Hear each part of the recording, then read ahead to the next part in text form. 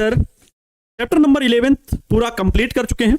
आज हम चैप्टर 12 की बच्चों थ्योरी के बारे में बात करेंगे। इसके बाद इसका ऑब्जेक्टिव क्वेश्चन आएगा। तो बच्चों आज इसके कौन से भी महत्वपूर्ण थ्योरी है, वो कौन सी महत्वपूर्ण टॉपिक है जिनसे लघु उत्तरीय प्रश्न भी बनता है और दीर्घ उत्तरीय प्रश्न भी बनता है, वो क्या है जिनको हमें पढ़ना जरूरी है, आज के इस वीडियो लेक्चर में हम लोग डिस्कस करेंगे। उम्मीद है आप मेरे साथ पेन और कॉपी लेकर के बैठते होंगे और जैसे जैसे मैं टॉपिक को आगे बढ़ता हुआ बताता हूंगा तो आप लोग भी उन इंपॉर्टेंट पॉइंट्स को अपने साथ नोट कर लेते होंगे, अपनी कॉपी में लिख लेते होंगे, है ना। उम्मीद है ये बात समझ में आ भी गई होगी। तो बच्चों परमाणु चैप्टर है, chapter number 12 atom. Crash course की आज 36 नंबर की क्लास है। बच्चों एक बात तो फिक्स है कि अब हम लोग लगभग ये क्रैश कोर्स का भी क्लास खत्म करने वाले हैं, क्योंकि चैप्टर नंबर क्या है 15 तक है और 12वां चैप्टर आज पढ़ने वाले हो।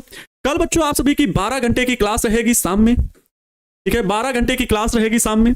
उम्मीद है आप सभी मेरे छोटे भाई बहन अपने बड़े भाई को मानते हुए, गुरुजी ना मानिए तो ठीक, लेकिन भाई मान लीजिए कि मैं आपके लिए बच्चों कुछ विशेष करके क्वेश्चन लेकर के आया हूं। अगर आप 12 घंटे की क्लास करोगे बच्चों, कोई इससे हमें बहुत लाभ नहीं है। हमें लाभ सिर्फ इतना ही है कि हम अपने पास से टॉपर निकालना चाहते हैं, हम आप लोगों के बीच में से टॉपर निकालना चाहते हैं, हमें लाभ ये है, ठीक है, और इसके लिए मेहनत करना है बस, और कुछ नहीं। तो बच्चों इसलिए 12 घंटे वाली क्लास क्या होगी, क्योंकि एक साथ एक दिन में जब कोई चीज हम पूरी पढ़ लेते हैं ना, तो हमारे दिमाग में एक बात की शांति मिल गई होती है कि हमसे तो फिजिक्स तो पूरा बन जाएगा, फिजिक्स पूरा 70 में 70 बन जाएगा। इसलिए बच्चों मैं चाहता हूं कि आप 12 घंटे वाली क्लास में जरूर जुड़ना। मैं इसमें आप लोगों को चैप्टर वाइज सारे इंपॉर्टेंट टॉपिक भी बताते हुए चलूंगा, ऑब्जेक्टिव क्वेश्चन भी कराऊंगा, सब्जेक्टिव क्वेश्चन भी कराऊंगा, ठीक है। टॉपिक वाइज बच्चों मैं आपको एक एक चीज बताते हुए चलूंगा, चैप्टर वाइज, इस चैप्टर के कौन से इंपॉर्टेंट क्वेश्चन है, अगले चैप्टर के कौन से इंपॉर्टेंट क्वेश्चन है, सारे क्वेश्चन बच्चों बताऊंगा और साथ ही साथ सब्जेक्टिव ऑब्जेक्टिव क्वेश्चन भी रहेंगे और इंपॉर्टेंट क्वेश्चन भी बताते हुए चलूंगा। तो बहुत ही स्पेशल ये क्लास रहेगी। उम्मीद है आप सभी प्यारे भाई बहन का मुझे पूरा साथ मिलेगा। बिहार की जो सोच है, जिसपे आपके बड़े भाई का भी काम चल रहा है कि भाई हम भी कुछ सहयोग कर सकें, तो आप उसमें पूरा योगदान देंगे।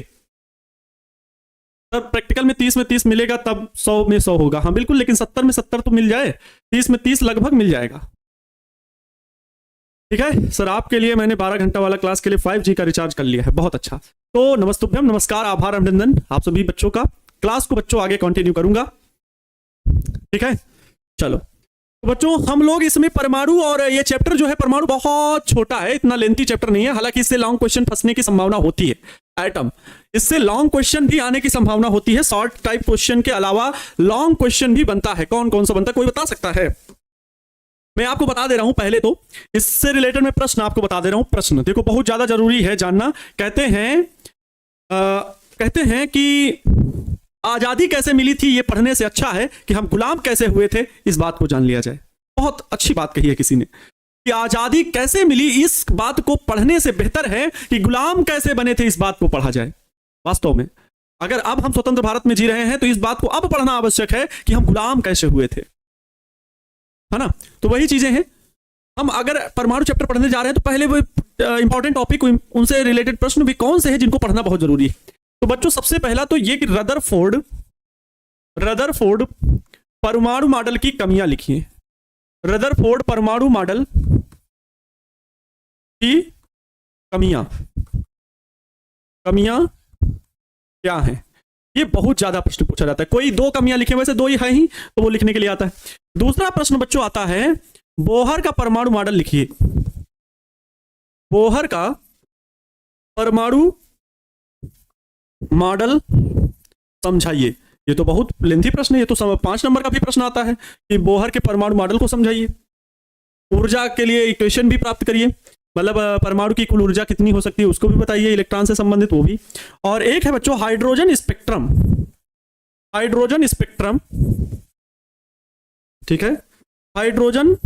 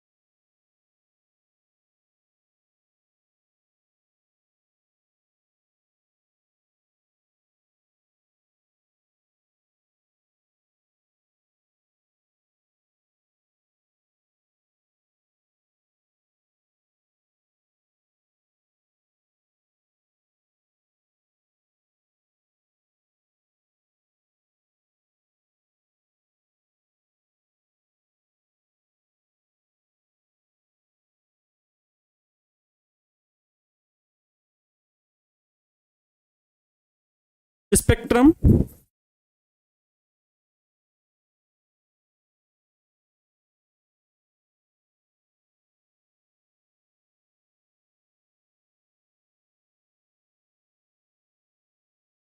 हाइड्रोजन स्पेक्ट्रम क्या है?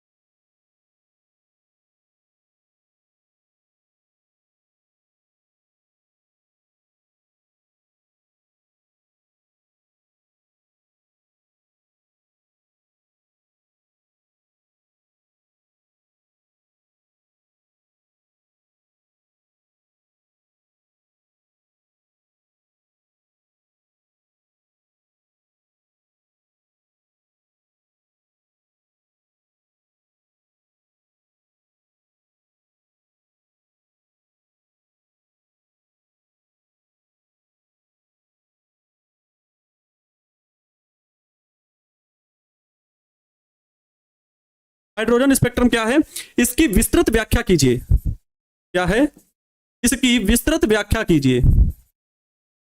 इसकी विस्तृत या बच्चों सभी श्रेणियों की व्याख्या कीजिए। विस्तृत व्याख्या कीजिए। यह प्रश्न कई बार एग्जाम में पूछा गया है, लॉन्ग क्वेश्चन में। इसकी विस्तृत व्याख्या कीजिए। हालांकि क्वेश्चन बैंक में आपको एक क्वेश्चन नहीं मिलेगा। कौन सा? श्रेणी से संबंधित, वही लाइमन, बामर, पास्चन, ब्रेकेट, फुंड, इन श्रेणियों से संबंधित जो हाइड्रोजन स्पेक्ट्रम बनाते हैं, जो रेखीय स्पेक्ट्रम प्राप्त किया जाता है, उससे संबंधित आपको प्रश्न क्वेश्चन बैंक में नहीं मिलेगा। लेकिन बच्चों ऐसा नहीं है कि जो क्वेश्चन बैंक में नहीं है वो इंपॉर्टेंट नहीं है। क्वेश्चन बैंक में बच्चों आपको 50 से 60% दिलाने के लिए अंक होते हैं। ठीक है, अगर आप क्वेश्चन बैंक पूरी पढ़ लें तो निश्चित रूप से आपके अंक ठीक ठाक आएंगे। 60-65%, 70% के आसपास आपके आएंगे। लेकिन 90% से अधिक या 90% के आसपास अंक लाने के लिए बच्चों मेहनत करनी पड़ती है और बहुत सारा कंटेंट को पढ़ना पड़ता है। ठीक है, तो चलो इन बातों को पढ़ने के लिए सबसे पहले हम परमाणु के बारे में पढ़ेंगे कि परमाणु वास्तव में है क्या और परमाणु से संबंधित किन लोगों ने अपने अपने कथन दिए। और मैं बहुत बेसिक में नहीं जाऊंगा कि आपको समझाने लगूं, लेकिन मैं बेसिक तो पकड़ूंगा थोड़ा बहुत कि परमाणु जो शब्द है बच्चों वो कड़ाद ने दिया था, ये बात तो सभी को पता है। मैं सीधे परमाणु मॉडल पर आऊंगा। बच्चों थॉमसन सर थे, थॉमसन या टॉमसन भी बोल देते हैं। थॉमसन सर ने कहा था कि जो परमाणु है, थॉमसन सर ने क्या कहा था कि जो परमाणु है एक गोलाकार आकृति है, एक छोटा सा कण है जिसमें जो इलेक्ट्रॉन है वो छोटे छोटे इलेक्ट्रॉन जो है वो पूरे गोलाकार ये जो भाग है पूरे परमाणु में वितरित होते हैं। जैसे तरबूज जो देखे हो ना, तरबूज खाता है उसको बीज से काट दो, देखो उसमें बीज सभी जगह धसे रहते हैं। ठीक वैसे ही इन्होंने कहा इलेक्ट्रॉन भी संपूर्ण गोलाकार उस छोटी सी आकृति में जो इलेक्ट्रॉन होते हैं वो वितरित रहते हैं। द्रव्यमान भी एक समान रूप से वितरित रहता है। इसकी त्रिज्या इन्होंने बताई कि 10⁻⁻10 मीटर की त्रिज्या होगी परमाणु की। ये इन्होंने बताया थॉमसन सर ने।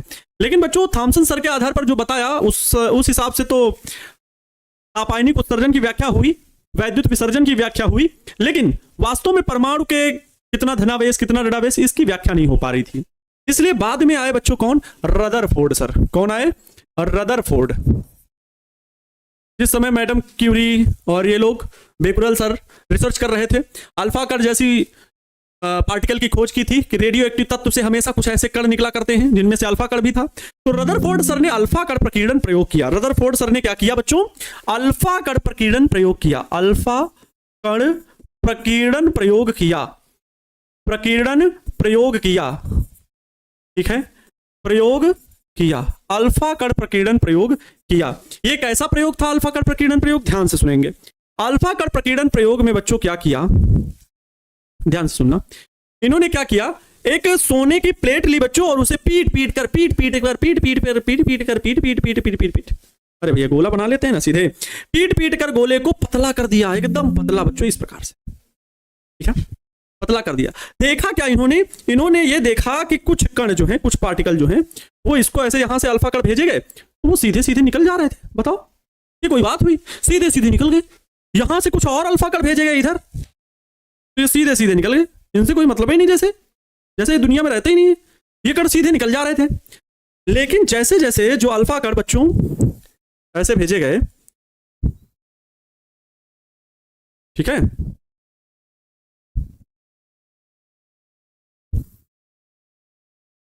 ये एक अल्फा कण, फिर ये एक अल्फा कण,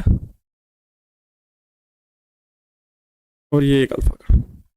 हुआ ये बच्चों कि यहां पर एक सूक्ष्म भाग में, एक सूक्ष्म भाग में बच्चों धनावेशित भाग होता है। ऐसा देखा गया क्यों? क्योंकि बच्चों यहां पर देखा गया कि कुछ किरणें सीधी निकल गई और कुछ थीटा कोण पर विक्षेपित हो गई। ऐसे कुछ थीटा कोण पर बच्चों क्या हो गई? विक्षेपित हो गई ऐसे। और कुछ तो यहां से गए और वापस इसी मार्ग में वापस आ गए। बात समझ में आ रही? इसी मार्ग से गए और टकरा करके वापस हो गए, इसी मार्ग में तुरंत वापस, इसी मार्ग में तुरंत वापस आ गए टकरा करके। मतलब जो अल्फा कण भेजे जा रहे थे, अल्फा कण क्या होते हैं बच्चों? धनावेशित कण होते हैं। इनमें 2 प्रोटॉनों के बराबर चार्ज होता है, लेकिन धनावेशित, या कह लो 2 इलेक्ट्रॉनों के बराबर आवेश होता है, लेकिन धनावेशित इलेक्ट्रॉन होता है। तो बच्चों अल्फा कण जाएंगे, अगर प्रतिकर्षण हो रहा था, देखो अल्फा कण पहले ऊपर से गए, अल्फा कण इधर से गए तो सीधे निकल गए, लेकिन जैसे जैसे हम केंद्र की ओर बढ़ रहे हैं, इस गोलाकार परमाणु के नाभिक की ओर बढ़ रहे हैं, ये धनावेशित कण विक्षेपित हुए। और नजदीक वाला देखो, और नजदीक वाला देखो, और ज्यादा विक्षेपित हुआ, और नजदीक जो आया वो तो ऐसे ही लौट गया। तो इस प्रकार की घटना बच्चों हो रही थी। इस प्रकार इन्होंने निष्कर्ष प्राप्त किया। क्या? इन्होंने रदरफोर्ड सर ने बताया 2 निष्कर्ष बच्चों इन्होंने निकाले, कई निष्कर्ष निकाले। पहला लिख दें। अब इन निष्कर्ष के आधार पर रदरफोर्ड परमाणु मॉडल इन्होंने बनाया। इसी के आधार पर तो बताते हैं रदरफोर्ड का परमाणु मॉडल क्या है, क्योंकि वो भी लिखने के लिए प्रश्न आता है। तो रदरफोर्ड के परमाणु मॉडल लिखिए, है ना। तो प्रश्न ये हो सकता है आपका, एक और प्रश्न यहां पर लिख दे रहे हैं, रदरफोर्ड का परमाणु मॉडल क्या है? रदरफोर्ड का परमाणु मॉडल क्या है? परमाणु मॉडल क्या है? रदरफोर्ड का परमाणु मॉडल क्या है? बच्चों आज शाम में अभी मैं 20 सब्जेक्टिव क्वेश्चन करवाऊंगा।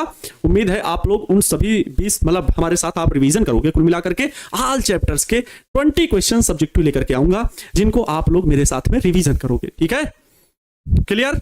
हाँ, रिवीजन जरूर करना। आपको अलग से पढ़ने की अब जरूरत नहीं। फिजिक्स हमारे साथ पढ़ रहे हो तो अलग से पढ़ने की जरूरत नहीं भाई, बिल्कुल और सब्जेक्ट पढ़िए। रदरफोर्ड का परमाणु मॉडल क्या है? बच्चों इन्होंने अल्फा कण प्रकीर्णन प्रयोग के आधार पर अपना परमाणु मॉडल प्रस्तुत किया। पहली बात तो रदरफोर्ड जी ने अल्फा कण प्रकीर्णन प्रयोग के आधार पर क्या निष्कर्ष प्राप्त किए, बता देते हैं थोड़े से कि निष्कर्ष इन्होंने क्या प्राप्त किए, बाद में उधर परमाणु मॉडल बताते हैं। निष्कर्ष बच्चों पहला तो यह निकला कि परमाणु का समस्त धनावेश एक छोटे से केंद्र पर, छोटे से भाग पर होता है। परमाणु का समस्त धनावेश,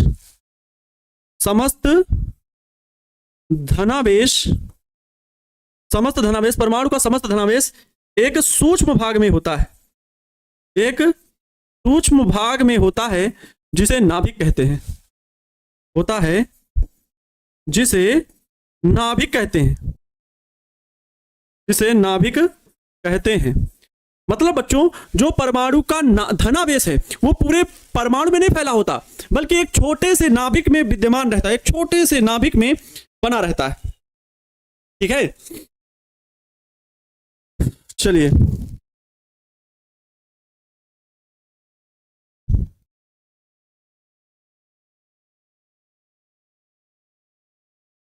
ठीक है। अच्छा, इसमें अल्फा कण कुछ तो सीधे निकल जाते हैं, कुछ विभिन्न कोणों पर मुड़ जाते हैं, वो बात भी निष्कर्ष में लिख सकते हैं। आगे हम लोग रदरफोर्ड का परमाणु मॉडल सीधे लिखते हैं कि रदरफोर्ड का परमाणु मॉडल क्या है। तो आप इसमें ये लिखोगे कि अल्फा कण प्रकीर्णन प्रयोग के आधार पर रदरफोर्ड ने अपना परमाणु मॉडल प्रस्तुत किया। क्या था? अच्छा लिख दे, क्या? अल्फा कण प्रकीर्णन प्रयोग के आधार पर, अल्फा कण प्रकीर्णन प्रयोग के आधार पर, प्रयोग के आधार पर रदरफोर्ड ने परमाणु मॉडल प्रस्तुत किया। रदरफोर्ड ने परमाणु मॉडल प्रस्तुत किया। कौन कौन बता सकता है? परमाणु मॉडल प्रस्तुत किया। मेरे पास ज्यादा समय नहीं है, लेकिन बताने का समय जरूर है, क्योंकि महीने भर पहले बातें हो रही हैं। अब तो मात्र 30 दिन बचे हैं मान लो, लेकिन अरे 30 दिन से थोड़ा सा ज्यादा दिन है, लेकिन वो जो दिन बचे हुए हैं वो आपके अब लंबे समय तक आपके दिमाग में रह सकते हैं। अगर आप इत्मीनान से एकदम रिलैक्स होकर के क्लास कर रहे हो तो आपको उस समय परीक्षा हाल में याद जरूर आएगा। पहला नियम क्या है इन्होंने? रदरफोर्ड का परमाणु मॉडल का पहला नियम तो वही है कि परमाणु का समस्त धनावेश एक सूक्ष्म भाग में केंद्रित होता है, जिसे परमाणु का नाभिक कहते हैं। ठीक है, परमाणु का समस्त धनावेश परमाणु का समस्त धनावेश 10⁻⁻10 त्रिज्या के सूक्ष्म गोलाकार भाग में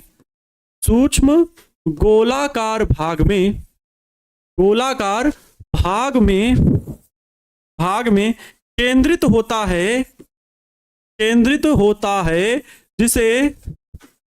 जिसे परमाणु का नाभिक कहते हैं। वाह भाई, जिसे परमाणु का नाभिक कहते हैं। क्या कहते हैं? परमाणु का नाभिक कहते हैं। दूसरा, परमाणु का समस्त धनावेश, दूसरा ये पहला तो ये हो गया नाभिक के लिए। दूसरा, परमाणु के जो चारों ओर खाली स्थान होता है उसमें इलेक्ट्रॉन वृत्तीय कक्षाओं में चक्कर लगाते रहते हैं। ठीक है, नाभिक के चारों ओर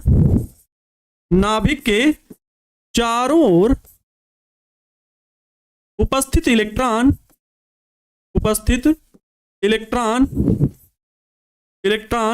10⁻⁻10 यहां -10 लिख दिए क्या?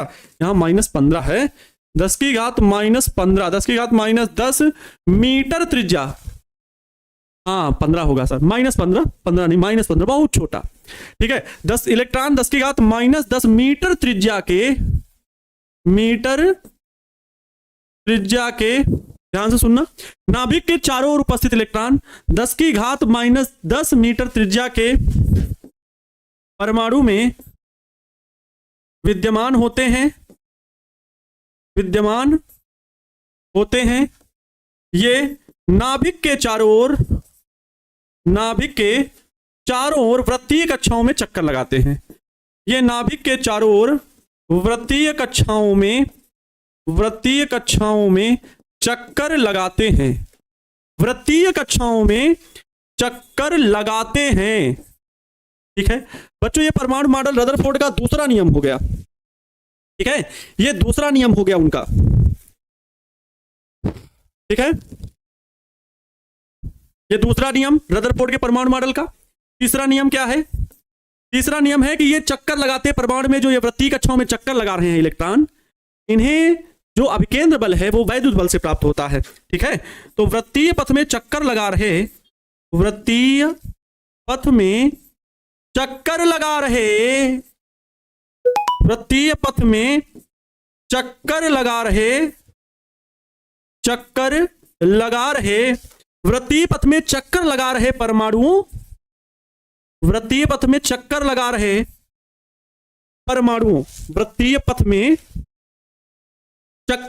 परमाणुओं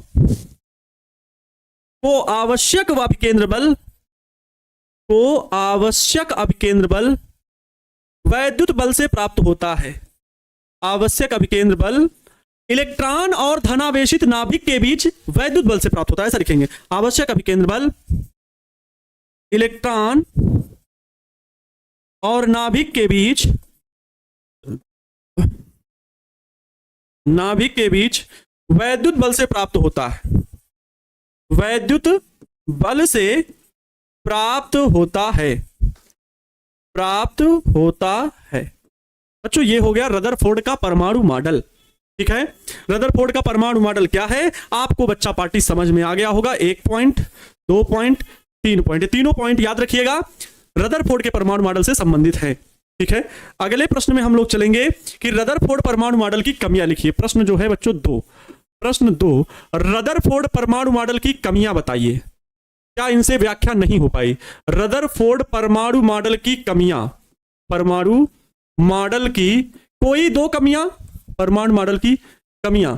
बच्चों एक चीज जान लो, कोई 2 कमियां लिखने के लिए आएगा या कहेगा कमियां लिखिए सीधे सीधे, और अगर कमियां लिखने के लिए आए तब भी 2 ही लिखना, क्योंकि 2 ही हैं ही, और क्या लिखोगे? पहली तो कमी यही कि रदरफोर्ड ने परमाणु के स्थायित्व के संबंध में व्याख्या करने में असफल रहा।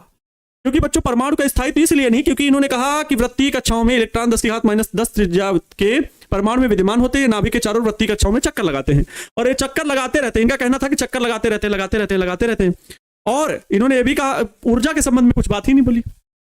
अगर सोचो चक्कर लगाते रहेंगे तो एक समय ऐसा आएगा कि ऊर्जा उनकी खत्म हो जाएगी, जाके नाभिक में धपाक से गिर जाएंगे, क्योंकि इलेक्ट्रॉन ऋणावेशित है, नाभिक धनावेशित है, अट्रैक्शन होगा। तो एक समय के बाद जब ऊर्जा खत्म होगी तो इलेक्ट्रॉन नाभिक में गिर जाएगा। इस हिसाब से तो ये कथन गलत हो गया। तो इसलिए परमाणु के स्थायित्व के संबंध में पहला तो ये कथन, पहली तो कमी ये रही कि परमाणु के स्थायित्व को बताने में असफल रहा। परमाणु के स्थायित्व को, परमाणु के स्थायित्व परमाणु के स्थायित्व को बताने में असफल रहा, बताने में असफल रहा। ठीक है, स्थायित्व को नहीं बता पाया, इसके लिए असफल रहा। ठीक है, दूसरा पॉइंट, परमाणु के स्थायित्व को बताने में असफल रहा। दूसरा पॉइंट यह है, रेखीय स्पेक्ट्रम की व्याख्या नहीं कर सका। ये सर रेखीय स्पेक्ट्रम क्या है, जो हम हाइड्रोजन स्पेक्ट्रम की बात कर रहे थे।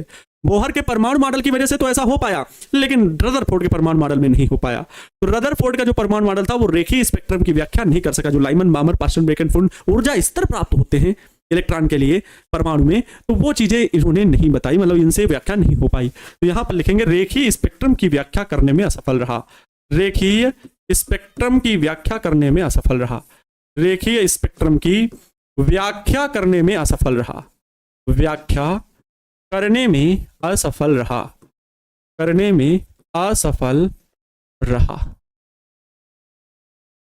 ये दो कमियां लिख देनी है बच्चों, यही दो कमियां बच्चों आपको लिख देनी है। क्लियर हुआ? ये प्रश्न सभी को याद रहेगा, इंपॉर्टेंट क्वेश्चन है, याद रखना। जो हम बता रहे हैं भाई ये इस चैप्टर के इंपॉर्टेंट पॉइंट्स हैं, इसलिए याद रखना, याद हो गए होंगे। सर दो दोष हैं तो क्या 4 लिख देंगे? नहीं भैया, 4 नहीं लिखोगे, 2 ही लिखोगे। सर न्यूमेरिकल नहीं बताए हैं। न्यूमेरिकल बच्चों जिस चैप्टर के इंपॉर्टेंट थे, जैसे किरचॉफ के नियम के, तो हमने बताए भी हैं, और ऐसा नहीं है जहां पे भी न्यूमेरिकल 1-2 होता है तो बताते हैं। और न्यूमेरिकल जो है हम ऑब्जेक्टिव में भी बताते हैं, है ना, ऑब्जेक्टिव क्वेश्चन में भी न्यूमेरिकल बताते हैं। बात रही न्यूमेरिकल बताने की और ज्यादा, तो मैंने तो एक वीडियो बना रखा है, इंपॉर्टेंट ऑल न्यूमेरिकल्स, तो वो बच्चों आपका वीडियो भी मैंने लाइव लिया था, जाके देख सकते हैं। फिर आप फुल कोर्स वाले अगर हो तो आपको पता है कि हाँ न्यूमेरिकल सब हल कराए गए हैं, शुरू से लेकर के अंत तक सारे चैप्टर के न्यूमेरिकल खूब सारे कराए गए हैं। बात रही क्रैश कोर्स की, तो बाबू यहाँ पे इतना काम नहीं हो सकता है कि कहा जाए 12 घंटे में सो भी लो, खा भी लो, और यहाँ से दिल्ली, यूपी, बिहार घूम भी आओ, है ना। तो कम समय है, तो कम समय में जरूरी बातें ही की जाएंगी, है ना। चलो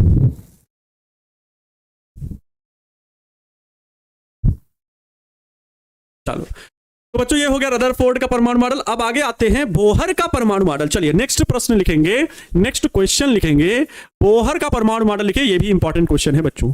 बोहर का परमाणु मॉडल क्या है? बोहर का परमाणु मॉडल, बोहर का परमाणु मॉडल, बोहर का परमाणु मॉडल समझाइए। बोहर का परमाणु मॉडल समझाइए। बच्चों रदरफोर्ड ने अपने अल्फा कण प्रकीर्णन प्रयोग के आधार पर नियम दिए, लेकिन इन्होंने कैसे? तो बोहर का जो परमाणु मॉडल था वो प्लांक के क्वांटम सिद्धांत के अनुसार, बोहर ने रदरफोर्ड की कमियों को दूर करते हुए, रदरफोर्ड के परमाणु मॉडल, रदरफोर्ड के परमाणु मॉडल की कमियों को दूर करते हुए, परमाणु मॉडल की, जैसे मैं लिख रहा हूं ऐसे ही आपको एग्जाम में लिखना है, कमियों को दूर करते हुए, कमियों को दूर करते हुए प्लांक के क्वांटम सिद्धांत के आधार पर, प्लांक के क्वांटम सिद्धांत, क्वांटम सिद्धांत क्या है बच्चों? क्वांटम सिद्धांत E बराबर h न्यू, जो ऊर्जा है, जो प्रकाश ऊर्जा है वो फोटानों के रूप में चलती है, वो क्वांटम सिद्धांत पर ही बेस्ड है। और यहां पर भी ये कहेंगे कि ऊर्जा स्तर कैसे, इलेक्ट्रॉन एक निम्न ऊर्जा स्तर से उच्च ऊर्जा स्तर में जाते समय क्या करता है? ऊर्जा का उत्सर्जन करता है। तो वही सब यहां पर पढ़ना है। प्लांक के क्वांटम सिद्धांत के आधार पर परमाणु मॉडल प्रस्तुत किया, परमाणु मॉडल प्रस्तुत किया। अब क्या है इनका परमाणु मॉडल, सबसे पहले बताओ, और निम्न निष्कर्ष दिए, है ना। तो पहला पॉइंट बच्चा पार्टी क्या है, ध्यान से सुनेंगे। पहला पॉइंट परमाणु मॉडल के लिए बोहर सर क्या कहते हैं?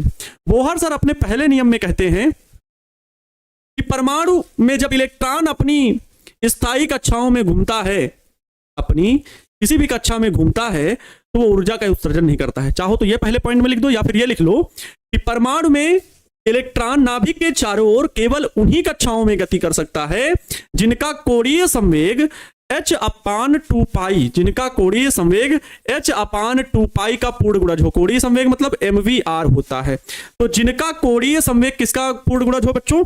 h/2 का पूर्ण गुणज हो, h/2 का पूर्ण गुणज हो। ठीक है, चलिए तो लिखते हैं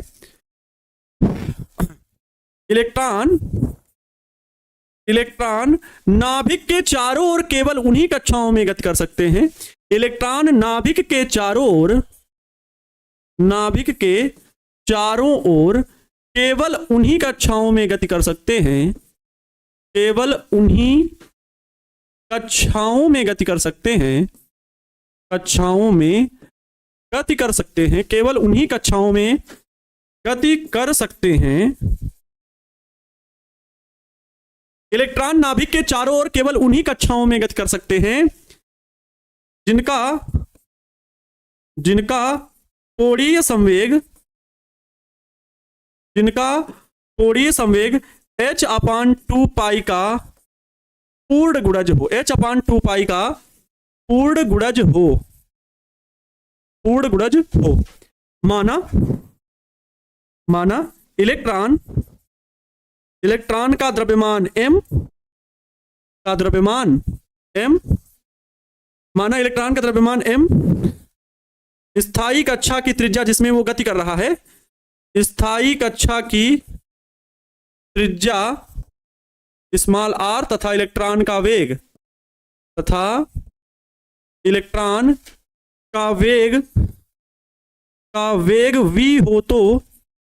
v हो तो कथनानुसार क्या है? v हो तो बच्चों h/2 किसका गुणज होगा? पूर्ण गुणज, मतलब कोणीय संवेग का पूर्ण गुणज होगा। कहने का अर्थ है बच्चों v हो तो कोणीय संवेग जो कोणीय संवेग होगा कितना? mvr। ये जो है वो h/2 का पूर्ण गुणज होगा, अर्थात n। बच्चों n से हमें क्या कर देना है? मल्टीप्लाई कर देना है। तो mvr बराबर nh/2 बच्चों हो जाएगा। ठीक है, mvr बराबर nh/2 हो जाएगा, जहां n बराबर क्या हो जाएगा? 1, 2, 3 एंड सो ऑन। ठीक है, इसे ये क्या कहते हैं? इसे n को कहते हैं मुख्य क्वांटम संख्या कहते हैं बच्चों। समझ में आया? मुख्य क्वांटम संख्या। तो ये बोहर परमाणु मॉडल का पहला नियम हो गया। ये बोहर परमाणु मॉडल का पहला नियम हो गया। सर आप पर टैक्स लगाने जा रहे हैं, आप समझा कर पढ़ाते हैं। अच्छा, समय तो आधार पर वैसे ही चलेगा, समझाना तो पड़ेगा। चलो ये बात हो गई। दूसरा पॉइंट, क्योंकि देखो जो लिख दे रहे हैं एक बार में समझते चलिए।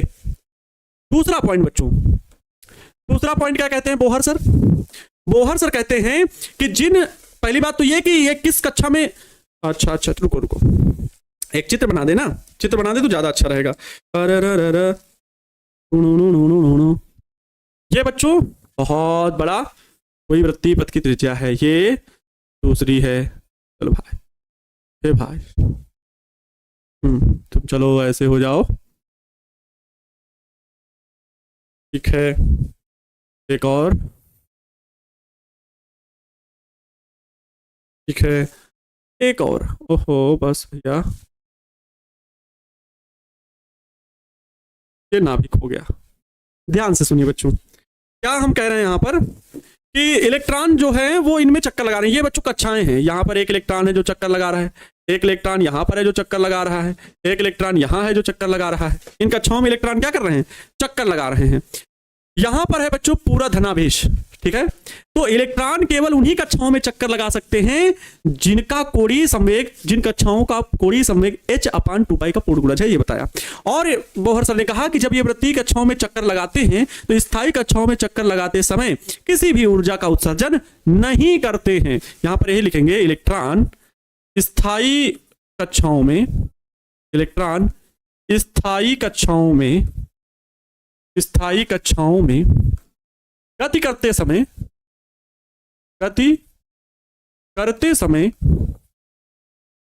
समय ऊर्जाओं का या ऊर्जा का उत्सर्जन नहीं करते हैं, ऊर्जा का उत्सर्जन नहीं करते हैं, ये इनका दूसरा कथन था।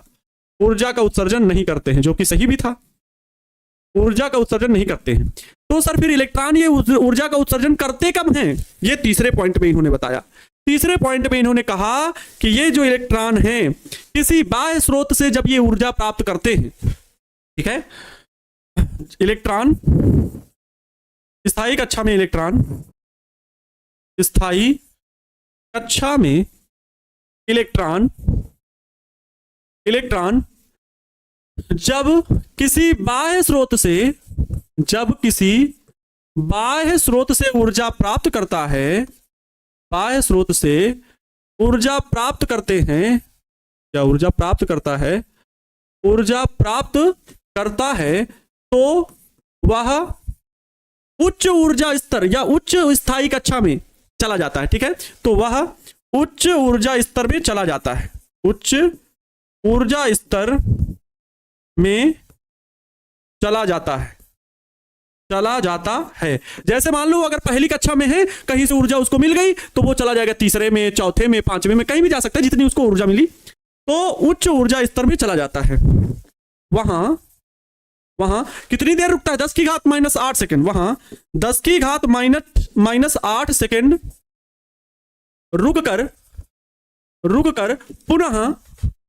पुनः किसी भी निम्न कक्षा में लौट आता है, पुनः किसी भी निम्न कक्षा में लौट आता है। अब जरूरी नहीं कि पहले में ही आएगा, जिसमें मर्जी होगी उसमें आ जाएगा, जहां तक उसको एनर्जी मिले या जहां के द्वारा आकर्षण बल मिला और घूमने लगा। तो किसी भी निम्न ऊर्जा स्तर में लौट आता है, निम्न ऊर्जा स्तर में लौट आता है, निम्न ऊर्जा स्तर में लौट आता है, लौट आता है। इस दौरान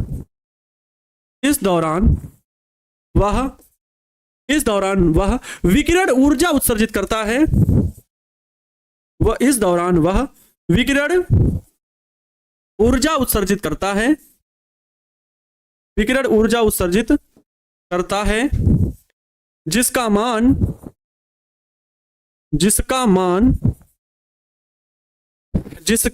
मान दोनों स्थायी कक्षाओं की ऊर्जा स्तरों के अंतर के बराबर होता है, या सीधे लिख सकते हो जिसका मान दोनों ऊर्जा स्तरों के अंतर के बराबर होता है, दोनों ऊर्जा स्तरों के अंतर के बराबर होता है, मतलब बच्चों अगर पहली ऊर्जा स्तर E1, दूसरी ऊर्जा स्तर E2, तो E1 - E2 बराबर होता है hν। ये hν प्रकाश ऊर्जा वो इलेक्ट्रॉन उत्सर्जित करता है जो उच्च ऊर्जा स्तर में जाकर के पुनः अपनी निम्न ऊर्जा स्तर में लौट आता है। तो बच्चों ये होता है बोहर का परमाणु मॉडल। ये होते हैं तीनों पॉइंट्स बोहर के परमाणु मॉडल के, जिनको आप लोगों को याद रखना चाहिए, किसी भी हाल में ये भूलना नहीं है, किसी भी हाल में ये भूलना नहीं है बच्चों, ठीक है? समझ में आया? क्लियर हुआ?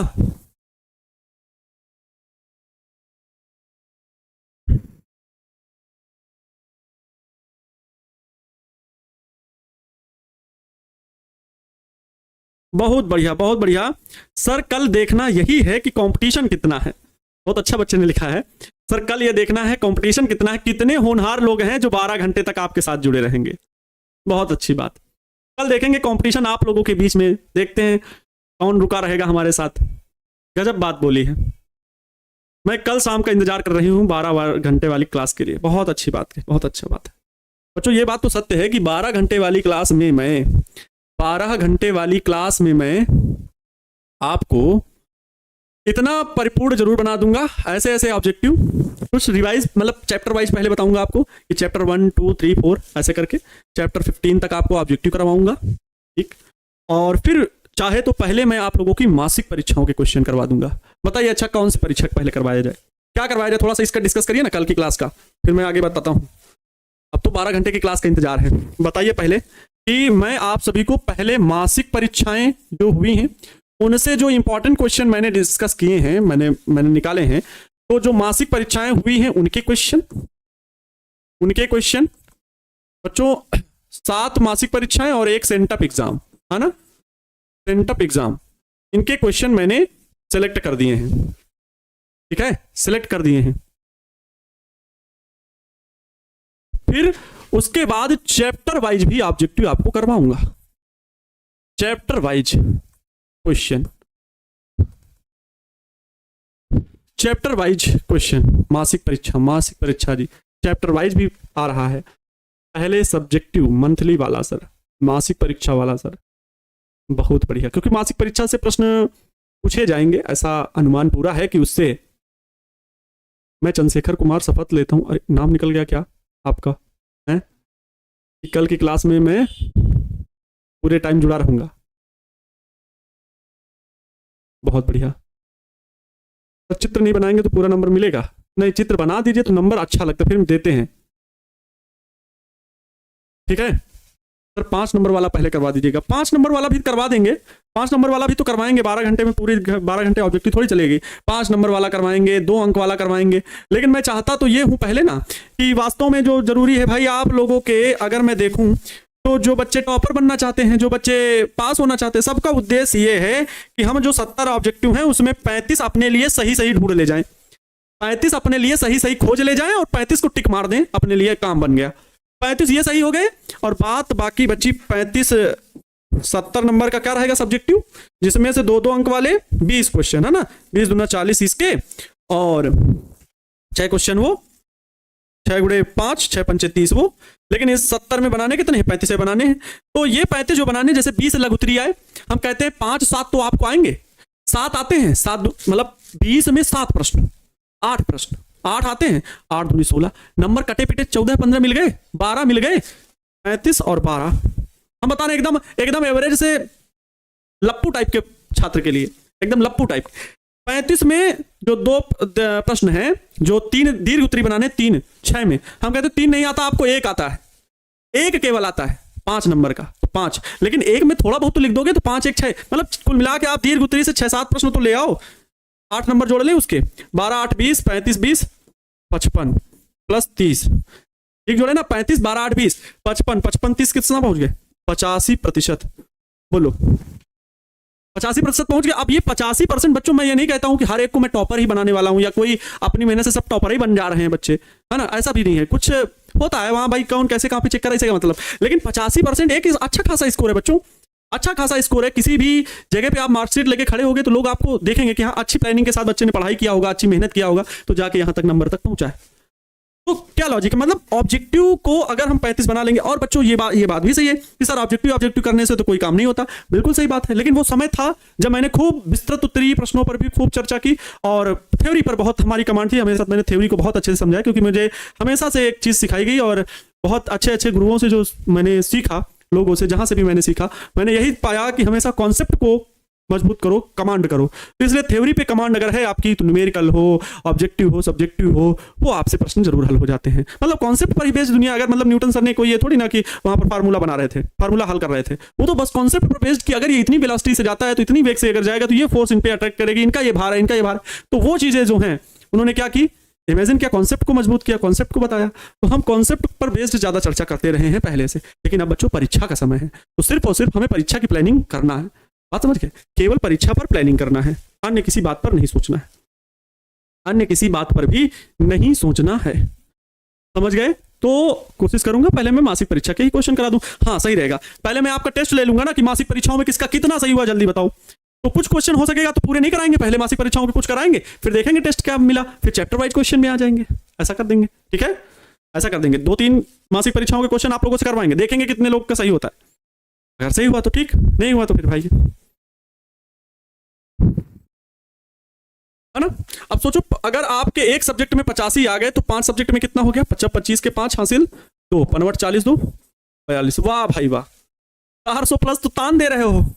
हम कहते हैं हर सब्जेक्ट, 5 सब्जेक्ट है ना, 5 सब्जेक्ट हैं, 2-2 3-3 ऑब्जेक्टिव है, गलत हो गए, है ना। 15 5 या 15 3 ऑब्जेक्टिव अगर गलत हो गए तो 5 सब्जेक्ट में तो 15 हटा दो। फिर भी बच्चों 415 हटा दे रहे हैं ना, 410 आराम से पहुंच रहे हो। लेकिन काहे लिए गलत सर कर दे रहे हो? क्योंकि हम जानते हैं कुछ लप्पू टाइप के टापू सुल्तान है वो, ये इसमें भी ऑब्जेक्टिव भी ढूंढने में गलती करेंगे। इतना बताने के बावजूद ये चीज की हम गारंटी लेते हैं आपसे कि भैया 70 में 35वां आप बना दोगे, ये बात की गारंटी है। इतना हम फंसा देंगे, फंसाएंगे तो 70 में 70, लेकिन याद आपको 35 रहना चाहिए। ये आपके दिमाग में हम घुसाना चाहते हैं एक एक बात को। ठीक है, समझ में आया?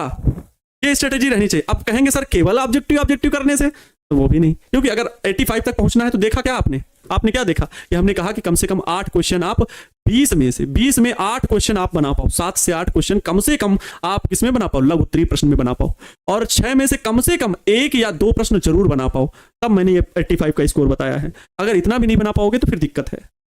इतना आसान है ना आसान? अब लग रहा होगा कि अरे सर जी देखना 400 प्लस अगर ना है तो बताना है ना, और 450 प्लस तो अब जैसे जैसे इसके आगे जाते जाते हैं ना कि 455 कोई पाया, तो बच्चों ऐसे ऐसे नंबर अब अधिक पाना मुश्किल होता जाता है, क्योंकि अब नंबर मिलते हैं उसे जिसकी राइटिंग अच्छी, अब नंबर मिलते हैं उसे जिसने कुछ एक्स्ट्रा बातें लिखी होती हैं, अब नंबर मिलते हैं उसे जिसने क्रमबद्ध तरीके से एक एक चीज स्पष्ट तरीके से लिखी है, अब नंबर मिलते हैं उसे जितनी बातें पूछी गई फिर भी उसमें हिंट दे करके लिख दिया कि इसमें ये होना चाहिए था, तो वो नंबर फिर आगे बच्चों ऐड होते, अर्थात पूरे नंबर मिलते हैं, कटते नहीं है। मैंने देखो ये जो 410 का भी स्कोर बताया, नंबर काट के भी बताया कि मान लो 2 क्वेश्चन आप किए भी दीर्घ उत्तरी में तो 10 होते हैं, लेकिन आपको मिले 6, क्योंकि आपको कुछ बहुत आता है, टूटा फूटा आता है, तो 6 जोड़े, तो इस हिसाब से मैंने आपको बताया 6 जोड़े 8 जोड़े,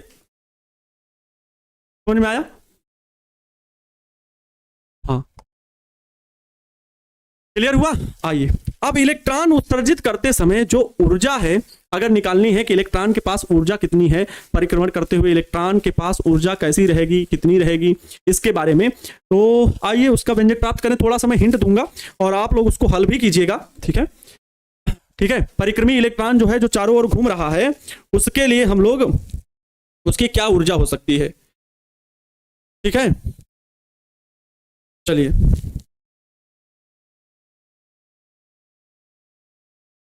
देखो बच्चों, एक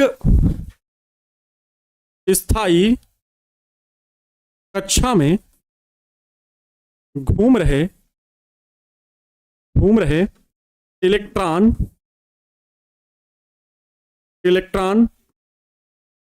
में ऊर्जा, बच्चों अगर हम इसे किसके अंतर्गत किसका परमाणु लेंगे, तो हाइड्रोजन परमाणु का, हाइड्रोजन परमाणु पे हम लोग चर्चा करेंगे। किस पर चर्चा करेंगे? हाइड्रोजन परमाणु पे चर्चा करेंगे। एक चीज और मैं बता दूं आपको, इसका डेरिवेशन मैं कल ही बताऊंगा, फिलहाल अभी देख लेते हैं बच्चों, बता देते हैं, हिंट दे देते हैं। एक नाभिक है, इसमें इलेक्ट्रॉन जो है अगर चक्कर लगा रहा है r त्रिज्या के वृत्तीय पथ पर, ठीक बच्चों, हाइड्रोजन परमाणु में नाभिक कितना इलेक्ट्रॉन कितना होता है? 1 होता है, तो इलेक्ट्रॉन है, ठीक है? तो जब ये घूमता है तो इसको घूमने के लिए आवश्यक अभिकेंद्र बल जो है mv²/r, वो किससे मिलता है? तो बच्चों mv²/r जो आवश्यक अभिकेंद्र बल है वो स्थिर वैद्युत बल से प्राप्त होता है, नाभिक और इलेक्ट्रॉन के बीच लगने वाले स्थिर वैद्युत बल के द्वारा प्राप्त होता है। तो हम कहते हैं 1/4πε0 Ze इंटू इलेक्ट्रॉन और प्रोटॉन दोनों में आवेश समान होता है, तो परमाणु क्रमांक तो 1 होता है, E इंटू ई हो जाएगा, बीच की दूरी कितनी r² हो, तो यहां पर mv²/r is equal to 1/4πε0 Ze² है। यहां से एक एक r बर्बाद हो गया, और कुछ नहीं बर्बाद कर देना, नहीं आप बर्बाद हो जाओगे। mv² बराबर 1/4πε0 और Ze²/r, ये वैल्यू दी गई है। बच्चों हमें तो यहां से r की वैल्यू मिल सकती ना, अगर इस r को यहां भेज देते, mv² को यहां भेज देते तो कोई गुनाह हो जाता हमसे? नहीं होता ना। इधर r r बराबर क्या हो जाएगा बच्चों? r बराबर हो जाएगा mv² का इधर ट्रांसफर कर देंगे, ये mv² यहां आ गया। अब ये r की वैल्यू क्या है? ये उस कक्षा की, उस स्थायी कक्षा की त्रिज्या है जिसमें यह इलेक्ट्रॉन चक्कर लगा रहा है। z क्या है? उस तत्व का, हाइड्रोजन का परमाणु क्रमांक है z। ये m क्या है? इलेक्ट्रॉन का द्रव्यमान है। v क्या है? इलेक्ट्रॉन का वेग है। e क्या है? इलेक्ट्रॉन पर उपस्थित आवेश है। समझ में आया? बोलो हाँ, समझ में आया? तो ये बच्चों उस वृत्तीय पथ की, उस स्थायी कक्षा की त्रिज्या है। ये क्या आया है? स्थायी कक्षा की त्रिज्या, स्थायी कक्षा की त्रिज्या, ठीक है?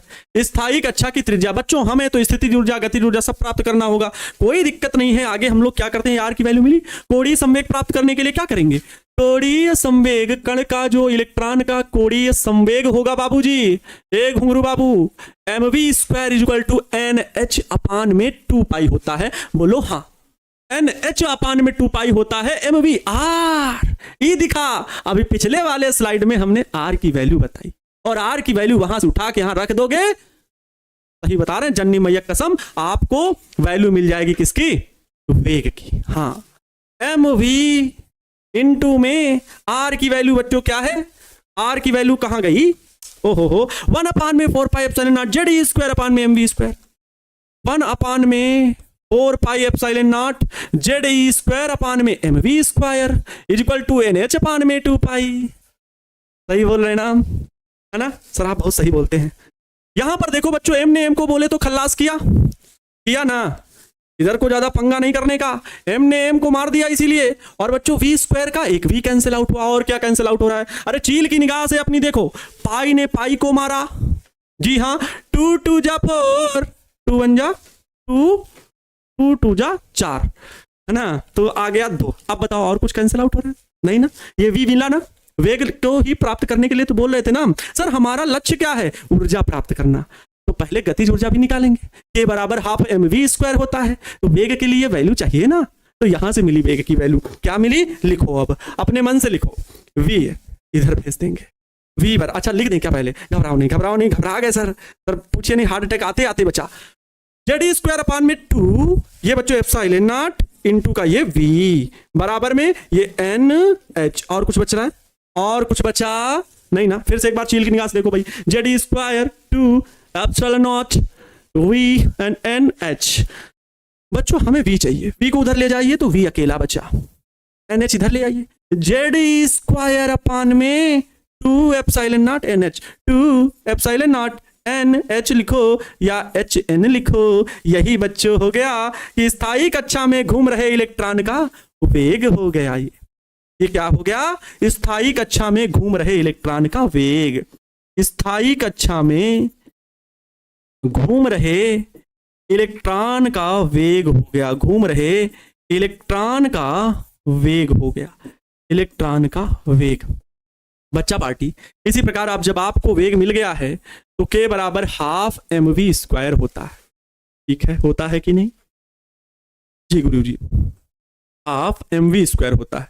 स्थितिज ऊर्जा U बराबर क्या होता है? 1/4πε0 Q1 Q2, तो जेड ई इंटू ई अपान में बच्चों क्या? बीच की दूरी R, ये होता है R, तो ये ई स्क्वायर हो जाएगा। Half m v square, v की वैल्यू आपको मिल चुकी है, ये रही। एम तो ठीक है, कोई बात नहीं, एम रखेंगे तो हाँ रहेगा, और यहाँ पर यू की वैल्यू ये। तो टोटल ऊर्जा जो होती है ई बराबर के प्लस यू होती है। मैं आपको होमवर्क दे रहा हूँ, कभी भी मैं होमवर्क देता हूँ तो मैक्सिमम पार्ट मैं हल कर देता हूँ। आज पहली बार मैं आपको इतना पार्ट दे रहा हूँ कि इतनी वैल्यू निकाल के हल करना। क्या? के की वैल्यू निकालना, ये गतिज ऊर्जा, ये यू स्थितिज ऊर्जा, तो इलेक्ट्रॉन की गतिज ऊर्जा और स्थितिज ऊर्जा का योग ही इलेक्ट्रॉन की कुल ऊर्जा होगी। इसको फाइंड आउट करके आप वैल्यू निकाल सकते हैं। आज के लिए मेरे विद्यार्थी जी छुट्टी दीजिए, मिलते हैं अभी शाम की 6:30 बजे वाली क्लास में, जिसमें मैं आपको 20 सब्जेक्टिव क्वेश्चन जो इंपॉर्टेंट है आपकी परीक्षा के लिए गेस करके लेकर के आ रहा हूं। उनको जरूर मेरे साथ पढ़िएगा, क्योंकि रिवीजन अब होगा तो सिर्फ और सिर्फ एंजॉय सर के साथ। मिलते हैं बच्चों 6:30 बजे शाम वाली क्लास में, तब तक आप लोग भी खा पी के तैयार हो जाइएगा। ठीक है, मां तेरे पसीने की हर एक बूंद को मैं मोती से चमकाऊंगा, तो सपने बड़े देखना, उसे पूरा करके मैं दिखाऊंगा। जय हिंद, वंदे मातरम।